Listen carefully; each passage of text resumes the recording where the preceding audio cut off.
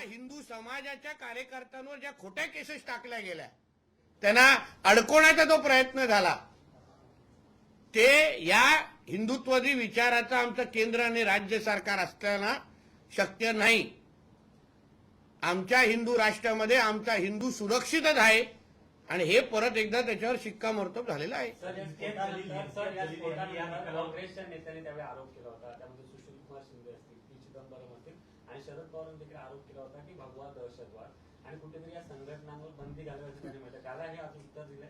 हो, ह्या लोकांनी सगळ्यांनी खरं म्हणलं तर हिंदू समाजाची माफी मागितली पाहिजे, मंदिरामध्ये जाऊन नतमस्तक झालं पाहिजे की ज्या धर्मातून दुर्दैव आमचं आहे की तिघचे तिघे हिंदू आहेत आणि हिंदूंनीच हिंदू समाजाची जी काय बदनामी करावी आणि आज ज्या पद्धतीने निकाल आलेला आहे म्हणजे ह्या लोकांनी जिथे असतील तिथे हात जोडून हिंदू समाजाची माफी मागावी। इम्तियाज जलील यांनी निकालावर प्रश्नचिन्ह उपस्थित केलेलं आहे। ते म्हणतात की हे निर्दोष होते तर इतके दिवस ते जेलमध्ये का होते? असं आहे, कारण का अशा पद्धतीच्या पुरावे चुकीच्या पद्धतीने ह्यांच्या विरुद्ध तयार केलेले, अगर तुम्ही बारकाईने त्यांच्या वकिलांची अगर माहिती अगर वाचली असते ऐकली असेल जे त्यांनी कोर्ट जे जे पुरावे हे लोकांनी सादर केले ते कुठलेही सिद्धच करू शकले नाही कोर्टामध्ये, ना त्या सीडी सिद्ध करू शकले ना जे काय विटनेस उभे केले तेही सिद्ध काय करून दिले शकले नाहीत। म्हणजे सगळ्या पद्धतीने हिंदू द्वेष करून हिंदू समाजाचा द्वेष करून हिंदू समाजाची बदनामी करणं, हिंदुत्ववादी कार्यकर्त्यांची बदनामी करणं हा एक कलमी कार्यक्रम काँग्रेसच्या माध्यमातून चालू होता। म्हणजे हिंदू समाजाच्या विरोधात द्वेष पसरवण्याच्या लोकांना ताकद देणं, आतंकवादाला ताकद देणं, जिहादला ताकद देणं हे सरळ स्पष्ट चालू होतं, हे आज सिद्ध झालेलं आहे। 17 वर्षांनी निकाल येतोय, आरोपी सर्व निर्दोष सुटलेले आहेत। त्यांचं म्हणणं असं आहे की 17 वर्ष जे आम्ही सहन केलं त्याचं काय, त्याचा आता प्रायश्चित हे सगळे ज्यांनी त्यांची बदनामी केली ना त्यांनी त्यांच्या पायावर नाक रगडलं पाहिजे। आयुष्याचे 17 वर्ष उगाच काही नसताना त्यांना द्यायला लागलेले आहेत। हिंदू समाजाची माफी नाक रगडून मागितली पाहिजे। मालेगावमध्ये जल्लोष करताना पोलिसांनी अटकाव केला, एकंदरीत ते त्या ठिकाणी जल्लोष करत होते, फटाके फोडण्याचा प्रयत्न करत होते त्यांना। नाही ठीक आहे, पोलिसांना पण कायद्याने सुव्यवस्था राखणं हे पोलिसांचं काम आहे, पण पोलिसांनी त्यांच्या परिस्थितीच्या अनुसार योग्य निर्णय घेतला असेल। पण तुम्ही एका जागी फटाके फोडायला थांबवला असेल तर प्रत्येक हिंदू समाजाच्या हृदयामध्ये आज जे फटाके फुटतायत ना ते तुम्ही कसे थांबवणार? 15 दिवसांपूर्वीच जे मुंबईतले ब्लास्ट होते त्यांचा निकाल लागला, त्या प्रकरणामध्ये सुद्धा पुराव्यांअभावी सगळ्यांना निर्दोष सोडण्यात आलं। आता याही प्रकरणामध्ये पुराव्यांअभावी सगळ्यांना निर्दोष सोडण्यात येते, त्यामुळे पोलीस प्रशासनाची जी किंवा जे तपास यंत्रणा आहे, काही जणांनी असा आरोप केलाय की जाणीवपूर्वक हिंदुत्ववादी संघटना यामध्ये इन्व्हॉल्व्ह होत्या, त्यामुळे योग्य पद्धतीनं तपास करण्यात आला नाही, पुरावे योग्य पद्धतीनं गोळा करण्यात आले नाही आणि त्यामुळे ते सिद्ध करता आले। हो, कारण का त्यावेळीच्या काँग्रेस सरकारने त्यांना हिंदू द्वेषच करायचं होतं। तर नेहमी आपण बघतो की मुस्लिम लीगची भाषा आणि काँग्रेस पक्षाची भाषा एकच असते, पाकिस्तानची भाषा आणि काँग्रेस पक्षाची भाषा एकच असते।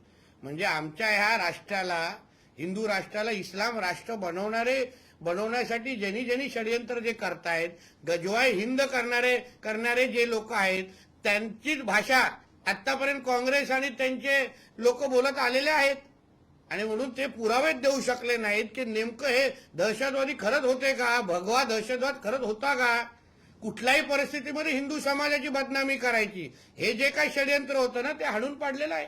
तुम्ही नेहमी भगवा आतंकवादाचं समर्थन करताय, एकंदरीत त्या संदर्भात तुम्ही बोलताय किंवा आक्रमक आहात, या एकंदरीत निर्णयाने तुमच्या म्हणण्याने जे भगवा आतंकवादाला दोष देतात किंवा त्या अनुषंगानं वागत नाही त्याला सिद्ध केलं एकंदरीत कोर्टाचे जे निरीक्षण आता आम्ही पहिल्या दिवसापासून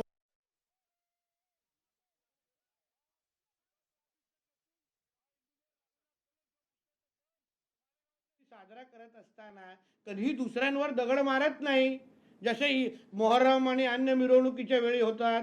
एक अशी मिरवणूक दाखवा मोहर्रम किंवा ईदची ज्याच्यावर एका हिंदूनी दगड मारले, एक अशी घटना दाखवा जिथे धर्मांतर एका हिंदूंनी करायचा दुसऱ्याचा प्रयत्न केलेला आहे जोर जबरदस्तीने, एक अशी घटना दाखवा ना. म्हणून हिंदू समाजाची बदनामी करणाऱ्या लोकांसाठी आज काळा दिवस आहे. आणि म्हणून परत परत आम्ही सांगतो की जे जिहाद करणारे लोक आहेत, जे लव जिहाद, लँड जिहाद सारखे विष आमच्या समाजामध्ये पेरतात ना, त्यांनी काहीतरी हिंदू धर्माकडून काहीतरी शिकावं. तसंच आमच्या सगळ्यांचा मूळ धर्म हिंदूच आहे. म्हणून या निमित्ताने परत सगळ्याच जणांनी हिंदू धर्मामध्ये यावं. सर, अनिल देसाई माजी यांनी पोलीस म्हटलं आहे आयुक्त परमवीर सिंग हे त्यावेळेला या संपूर्ण प्रकार म्हणजे संपूर्ण घटनेचा तपास करत होते. हिंदू दहशतवाद हा शब्द पुढे आणण्यामध्ये किंवा तो रूढ करण्यामध्ये त्यांचा सुद्धा एक महत्त्वाचा भाग होता.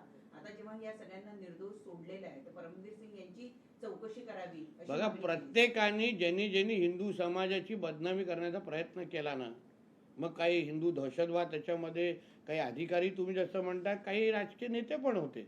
ते कुठल्या आधारावर बोलत होते? मग आता तर दिसतंय ते त्यांनी खोट्याचाच आधार घेऊन, चुकीच्या बातमींच्या चुकीच्या आधार घेऊनच आमच्या हिंदू समाजाची बदनामी करत होते. मग आता प्रत्येकाने पुढे येऊन या ते माफी मागावी, या तर मग त्यांना काय शिक्षा द्यावी हे हिंदू समाजाने विचार करावा. सर, अनिल देसाई यांनी आता एक विधान केलंय. अनिल देसाई यांनी आता एक विधान केलंय की यामध्ये जे निष्पाप ज्यांचा जीव गेलाय त्यांचं काय, तुम्ही निर्दोष तर मुक्तता केले, पण ज्यांचा निष्पाप जीव गेला त्यांचं काय, सरकार काय करणार, असं अनिल देसाई म्हणतात. असं आहे की आता अनिल देसाई ज्या निवडून आल्यानंतर त्यांच्या मिरवणुकीमध्ये पाकिस्तानचे झेंडे लहरवले म्हणजे फडकवले गेले होते.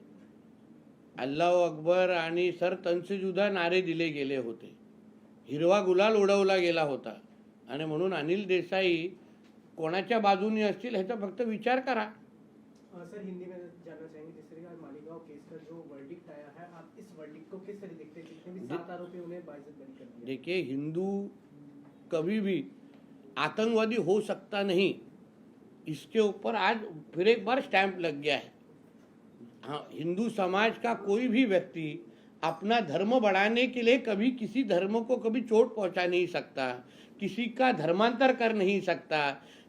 जो लव जिहाद, लैंड जिहाद करने वाले लोग हैं, उनमें और हिंदू समाज के लोगों में कितना बड़ा फर्क है, आज ये केस के माध्यम से फिर एक बार उसके ऊपर स्टैंप लग गया है. इसलिए हमारे हिंदू समाज की बदनामी करने वाले जो ये जिहादी मानसिकता के लोग हैं, जो कभी कभी कोई हिंदू भी होते हैं, क्योंकि भगवा दहशतवाद, सैफ्रॉन टेररिज्म जिन्होंने कहा है, उसमें से हिंदू भी कोई लोग हैं. तो इन्होंने, इनका भी मुंह काला हो गया है. इन्होंने हिंदू समाज की माफी मांगनी चाहिए. भर खुले चौक में नाके पे इनको खड़ा करके हिंदू समाज को बोलना चाहिए अभी इनको सजा दो, क्योंकि सालों साल हिंदू समाज की बदनामी करने के लिए इन्होंने दिन रात एक कर दिया. आखिर में इनको हमारे कोर्ट ने न्याय दे दिया है. लोकशाही मराठी ऐका, पहा, जागरूक रहा.